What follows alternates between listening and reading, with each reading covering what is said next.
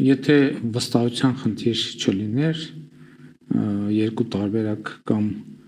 խաղաղության պայմանագիրը վաղուց ստորագրված կլիներ կամ խաղաղության համաձայնագրի կարիք չէր լինի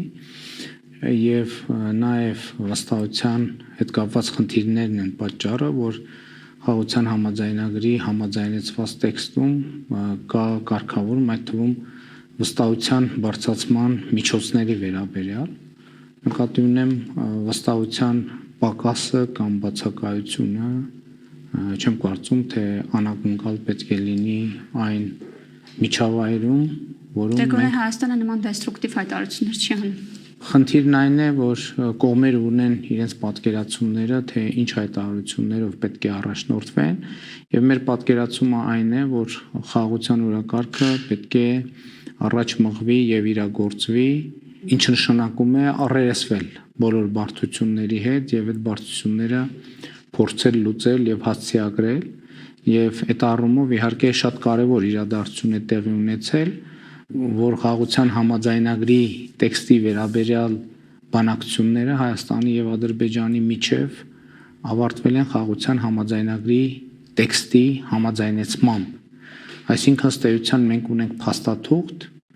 որը եւ Հայաստանի Հանրապետության եւ Ադրբեջանի Հանրապետության համար ընդունելի է եւ հետեւաբար հաջորդ փուլը տրամաբանորեն պետք է լինի այդ փաստաթղթի ստորագրումը։ Ինչ վերաբերվում է էսկալացիոն տրամաբանությամբ լուրերի տարածմանը, կարծում եմ դրա նպատակներից մեկը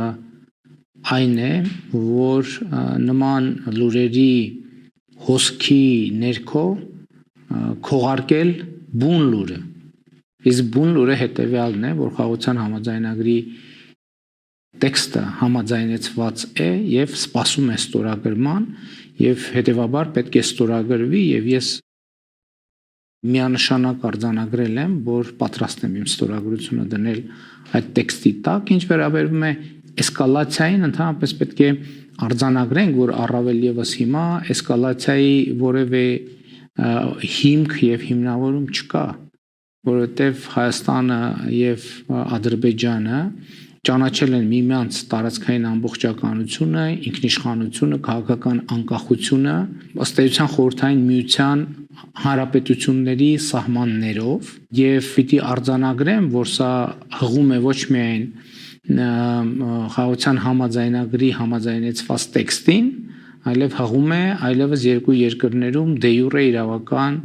ուժ ունեցող փաստաթղթին, այն է երկու երկրների սահմանազատման հանձնաժողովների կանոնակարգին, որտեղ Ալմաթի հռչակագիրը,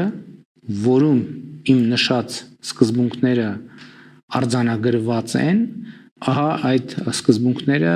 Ալմաթի հռչակագրի ձևով դարձել են Հայաստանի եւ Ադրբեջանի միջև սահմանների սահմանազատման բազային սկզբունք։ Այսինքն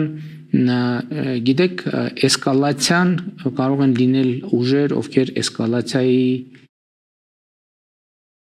կողմնակից են, կարող են լինել ուժեր, որոնք էսկալացիայի հակառակորդ են, բայց էսկալացիան պետք է ունենա հիմնավորում։ Այդ էսկալացիան մեր տարածաշրջանում էսկալացիան չունի որևէ հիմնավորում։ Հետևաբար այս կետից հաջորդ գործողությունը պետք է լինի խաղաղության համաձայնագրի ստորագրումը եւ նրա իրագործումը։